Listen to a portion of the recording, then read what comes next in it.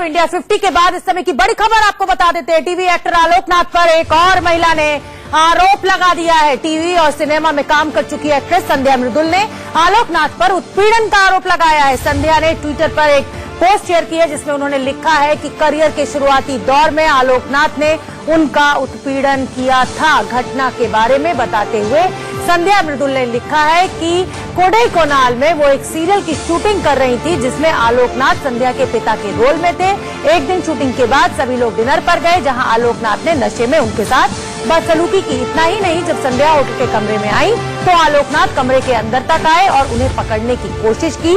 हालात यहाँ तक बिगड़ गए कि संध्या के रूम में उनके साथ एक फीमेल हेयर ड्रेसर को रहना पड़ा। संध्या ने लिखा, आलोकनाथ पूरी शूटिंग के दौरान उन्हें नशे में फोन करते थे।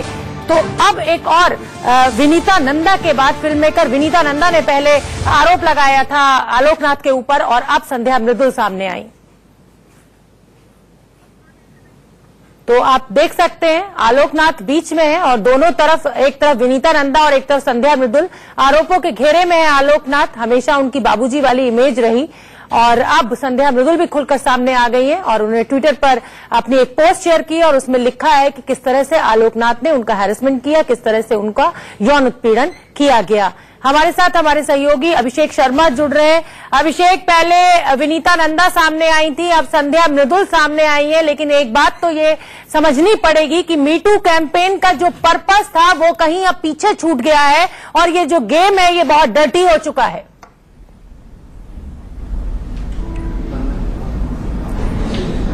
बिल्कुल साफ है कि जाहिर सी बात, जिस तरह की देखिए बॉलीवुड में जो तमाम जो गंदगी कह सकते हैं जो पहले कितने सालों से चली आ रही होगी वह निकल के सामने आ रही है। वह अब कहीं के यह दिखाई पड़ रहा है कि किस तरीके से यह पूरा मामला सामने आ रहा है। चाहे अब आलोकनाथ के ऊपर कल ही विनीता नंदा ने बड़ा आरोप लगाया था, उसके बाद से आज जिस तरीके से संध्या मृदुल सामने आती है यह साफ दर्शाता है किस तरीके से आलोकनाथ कई लोगों के साथ जिस तरीके से उन्होंने गलत चीजें की हुई है गलत, और इसीलिए लगातार बड़े बड़े आरोप लग रहे हैं। हालांकि भले ही आलोकनाथ कल से बीमार पड़ चुके हैं, उनके वकील साफ साफ कह रहे हैं कि बीमार है और वो बहुत ज्यादा बीमार है, इसलिए उन्हें तकलीफ ना दिया जाए और उन्हें इस तरीके से ना किया जाए। लेकिन साफ है कि किस तरीके से बॉलीवुड का जो सही कर रहे हैं कि जो एक डर्टी गेम बन चुका है और लगातार आरोप नए नए लगातार लगते जा रहे हैं। तमाम बड़े सितारे जो है उनके नाम सामने आते जा रहे हैं। जी, आपसे अभिषेक जानना चाहेंगे कि क्या पुलिस में कोई कंप्लेंट दर्ज की गई है इस पूरे मामले को लेकर, या ये अभी फेसबुक और सोशल साइट्स पे ही चल रहा है सब कुछ?